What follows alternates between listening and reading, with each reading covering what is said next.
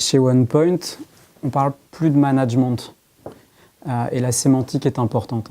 On va parler de beaucoup de projets collaboratifs, on va parler de leadership, on va parler de rayonnement. Et comment on le manage, enfin comment on gère ça avec de l'envie, beaucoup de tolérance, de l'écoute, du pragmatisme et peut-être un peu le droit à l'erreur.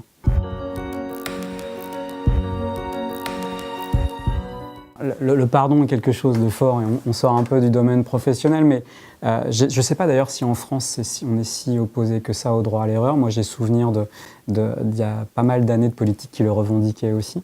Donc je crois que c'est quelque chose qui est aussi très relayé, mais en tout état de cause, ce qu'on voit avec les évolutions des générations, les générations connectées, les millennials, on voit que pour tenter, pour tester, il faut aussi ne pas avoir peur de tomber. Et pour ne pas avoir peur de tomber, il faut être capable de se relever.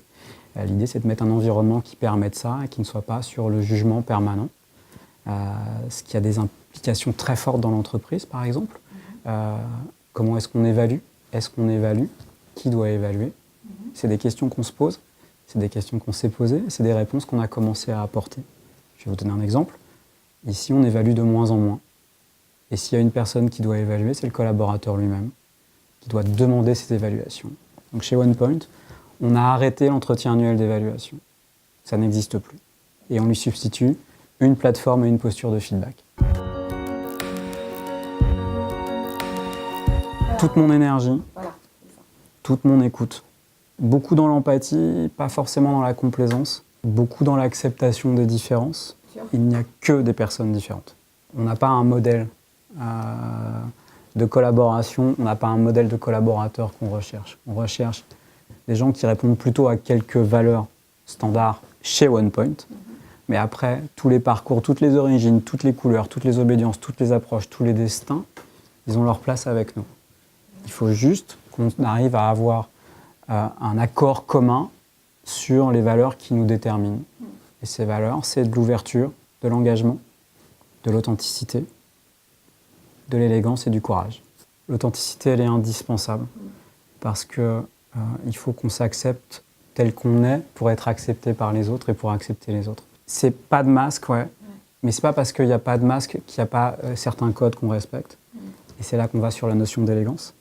L'élégance, c'est très important.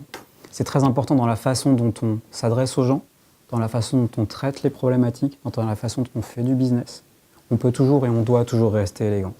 Parce que la façon dont on traite les autres, c'est la façon dont on se traite soi aussi. C'est quelque chose de très important. Et enfin, la troisième, qui est le courage, qui est presque le pendant de cette élégance. Pour faire du business, il faut être courageux, d'accord ? Parce qu'il faut parfois tenir des postures qui ne sont pas simples. Pour être dans une relation professionnelle, de leadership, de transmission d'expertise, de rayonnement, il faut du courage, parce qu'il faut avoir le courage parfois de dire les choses, et dire les choses de façon non violente, mais les dire quand même. Il faut avoir le courage de les entendre. Il faut avoir le courage de modifier parfois ses comportements et ses postures. C'est loin d'être simple. J'ai eu une chance incroyable. Familial. Ouais, l'amour familial assez incroyable que j'ai pu recevoir. Le fait d'avoir un environnement familial, des parents, des grands-parents qui croyaient énormément. Bienveillant. Très bienveillant, pas si standard que ça. Moi, ça m'a permis de lever beaucoup de peur, cette interaction, de pouvoir continuer à évoluer, que ce soit dans une vie professionnelle ou dans une vie personnelle qui, au bout du compte, peut-être pas si différente. L'engagement est sans doute le même.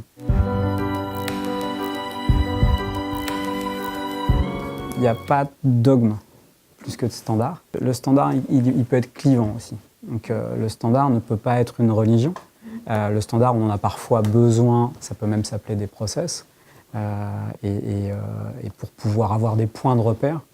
Mais dès qu'il est immuable, il faut toujours avoir la capacité de le faire évoluer. Si on n'a pas la capacité de le faire évoluer, on va vite être dans quelque chose de cloisonnant et on va recréer des murs et des pièces qui ne se parlent pas.